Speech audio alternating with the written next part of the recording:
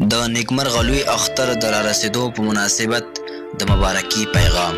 السلام علیکم ورحمت الله وبرکاته.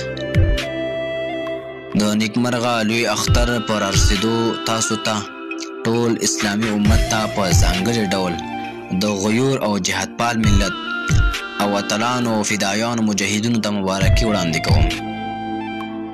الله مو ټول عبادات، خدمات، صدقات، قرباني او ستړیاوې په خپل عالی دربار کې قبول کړه. له رب الیزال ذات څخه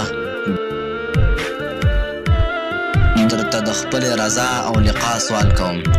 الله تعالی د ټولو شهیدانو شهادتونه قبول، زمونږ د ستاسو په لاسو پوره او زمونږ د ټولو مشرانو او نظام حفاظت وکړي.